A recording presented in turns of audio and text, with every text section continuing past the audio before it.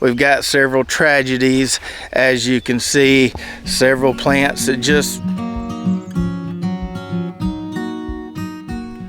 What's up, Lazy Dog fam? Hope all y'all are having a wonderful day. It is Friday, June 14th here in South Georgia, and it's been a minute since we've given an update on all the tomatoes we've got growing around here, so I figured it'd be a good time to look at all of them, the Indeterminates, the Determinants, the cherry tomatoes, show you what's doing good and what's not doing so good, and also show you some trellis adaptations we've had to make lately.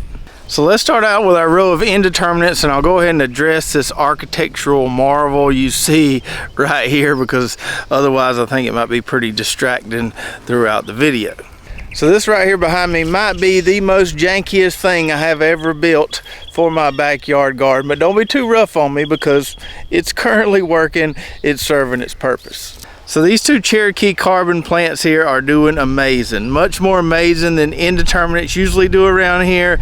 So amazing that they quickly outgrew those square cages that we put around them in the beginning.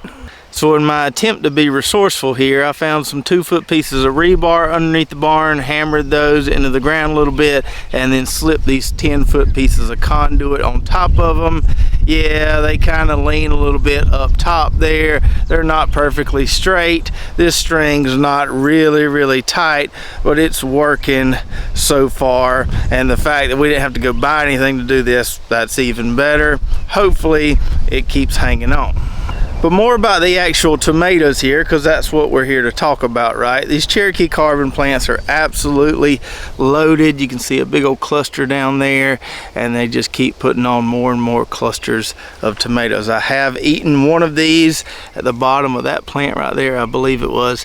Absolutely delicious. I did have to do a little bit of pruning down here at the bottom. Had some of those bottom leaves that were turning brown on me. I'll show you what I mean when we look at the determinants in a minute, because we've got some of that on those as well. But I cut off those brown leaves, just did some minimal pruning. All the growth up here looks really good, and these things look like they're just going to keep kicking and kicking, so we'll just keep adding some more string along our conduit there. And so the only thing I could probably do at this point to really improve this modified trellis is get me a big roll of copper wire and wrap a bunch of that around the top of them conduit poles. Then we'd sure enough be in business.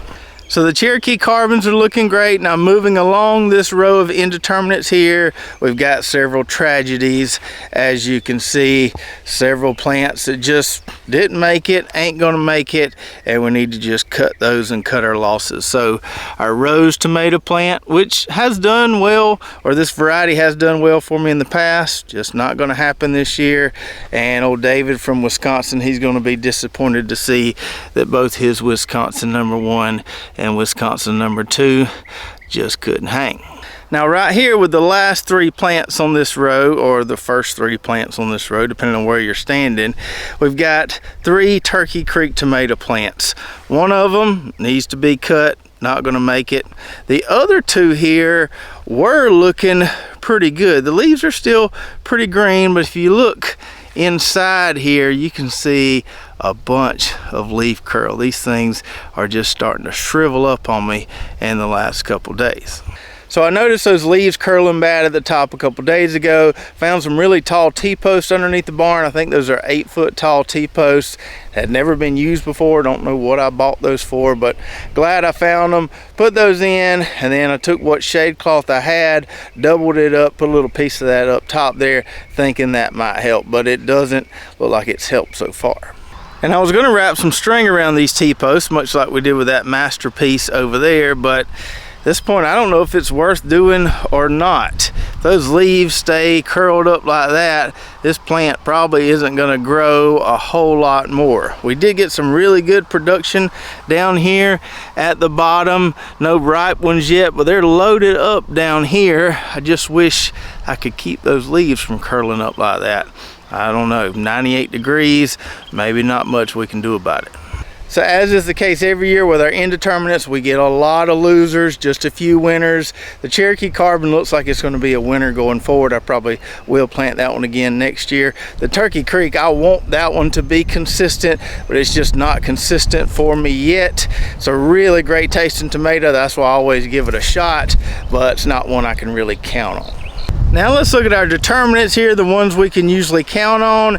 And these look really good if you just look from about halfway up the plant up. If you look down, you'll see some of that browning I was talking about earlier. I'm no plant pathologist. I don't really know what that is or what has caused it. It doesn't seem to be affecting production a whole lot. I don't think it's a variety thing because I've seen it along this entire row. Even saw it with some of those indeterminates over there. Maybe something in my soil, maybe, you know, something that a pest vectored in here. Not sure, but we're still going to get a good amount of production out of here. On these roadsters here, which are the tallest of the indeterminates we grow, we're almost to the top of our T-posts with our Florida weave trellis. You can see right there, I might could run one more line of string, but I don't think they're going to get much taller than that anyways. Now I haven't harvested any of these determinants yet, but I see a few in there that might be some good candidates the closer I look. These things, they'll just load up with fruits and you'll wonder if they're ever going to turn ripe. But once you get those first few ripe ones, man, it's on then. So I snagged a few of these to show y'all. These three here are red snappers. This is a roadster right here. Little surprising that we're getting red snappers as soon as we are roadsters, or maybe even a little sooner. I've grown both of these varieties side by side quite a few times, and we always get roadsters coming in just a week or so earlier than red snappers, but it looks like they might be kind of right on the same pace this year, even though the roadster plants are taller. So if we look at these red snappers here, those first few fruits aren't always the prettiest ones. Looks like I need to spray for worms again. Worm worked on that one pretty good. Tried to work on that one pretty good. Now, I'll probably sit these on the counter for a few days and let them ripen up even more before I slice them up and eat them. Ideally, I will pick all my tomatoes at about this color right here. Let me grab that big roadster you can see there. That's usually about the color I try to pick mine and set them on the counter and let them ripen in there. I know people say vine ripe tastes better, but I try to get them before the worms, and then we'll have leaf-footed bugs all in here pretty soon before all the pests get to them and get them blemished up too much. So that one there will be a nice pretty tomato in a few days after sitting on the counter. Now for these BHN Gold tomatoes at the beginning of the row, I have yet to see any of these starting to turn, although there may be one down there that's starting to turn yellow or gold a little bit. So haven't got to taste any of these yet. I have been impressed by the plant vigor though. These seem just as tough, just as vigorous as those other two determinate varieties that we've grown for years. Now let's jump over here to the raised bed plot where we'll look at our cherry tomatoes first, and you'll be able to pretty quickly tell by looking at these. I haven't been pushing these as hard as I should or fertilizing them as much as I should, but we're still getting some tasty treats off of them. So we've got three cherry tomato plants here. We've got the Torringina variety on the ends, and in the middle we've got this Supernova grape variety that I'd never tried before. And the tomatoes taste okay. They look cooler than they taste good. I wouldn't rank it up there as one of the best tasting cherry tomatoes I've ever had. They do look cool though. Plant doesn't seem that hardy. Looks like it's kind of on its way out. We contrast that with the Torringinas here. A lot more green leaves on these. I did have a little bit of that browning at the bottom. I pruned that off. I've harvested a ton off these and still got more to pick there in the next few days. Now that I've started back fertilizing these like I should, I think these will pick back up again, put on a lot more foliage, and hopefully a lot more tomatoes. And then lastly, in this bed where we've got some volunteer basil in the front, we've also got 3 Everglades cherry tomato plants and then 3 of those GMO purple tomato plants. And I do think it's funny, anytime we mention those GMO purple tomatoes, we always get a few people that comment and say, as soon as I heard GMO, I was out. Well, bye Felicia. Now you may recall when we planted these a month and a half ago, these transplants looked really weak and pitiful, but we figured we'd give it a shot anyways. We put them in the ground, hit them hard with some coop grow, hit them really hard with some Agri-Thrive fruit and flower, and then I kind of forgot about them. And I kind of neglected them. Now we have a little bit of a mess on our hands here, but we do have some really green, healthy looking tomato plants. So they have responded well to our fertilization. We just got to figure out how we're going to support these plants. So I'm going to go to the barn, grab 6 tomato cages and see what I can do here. I really don't want to prune these a whole lot, but I might have to prune them a little bit just to get them inside the cage initially. Let me go do that and we'll see what it looks like. All right, so that was quite the delicate process, but we managed. I had to prune more than I wanted to prune. I broke more than I wanted to break, but it sure does look a lot better now. And so hopefully I didn't stress out these plants too much. Hopefully they recover pretty quick and start growing again. I wasn't that worried about these Everglades cherry tomato plants here. I think you could run over those things with a lawnmower and they'd be fine. Was a little bit worried about my purple GMO tomatoes here. I hope they keep going like they are, because I got to try at least one of those.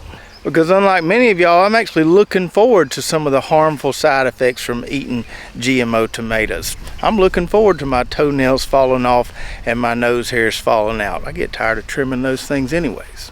To just kind of wrap everything up, we've got a lot of good going on with our tomatoes. We've also got a little bit of bad going on, but I actually don't mind the little bit of bad, because I think it helps, and I hope you think it helps, show everyone that not all tomato varieties are going to perform well everywhere you try to grow them. A lot of these heirloom varieties, a lot of these indeterminate varieties, they never do that great here. We plant some each year anyways, because maybe we'll get a few fruits off of them, but it really helps to show people, hey, this can happen to anyone. Sometimes you can throw all the tricks in the book at these tomato plants and it won't matter, because some of them just aren't meant to hang in certain climates. So if you have a bad tomato year, and we all do at some point, you may consider looking for some varieties that are a little more heat tolerant, a little more disease resistant, a little more tougher. That way you can count on them a little more and know you'll get at least some production out of them, as opposed to the plants pooping out before you get any ripe tomatoes. So I hope you enjoyed the video today. As always, you can find these determinate tomato varieties we're growing on our website at lazydogfarm.com, along with a lot of the fertilizers we use to feed our plants around here. And if you want to know more about this Florida weave trellis for these shorter determinate tomatoes and how to do that, watch this video. We'll break it down step by step and show you how to do it. So check that out, and we'll see you next time right here at Lazy Dog Farm.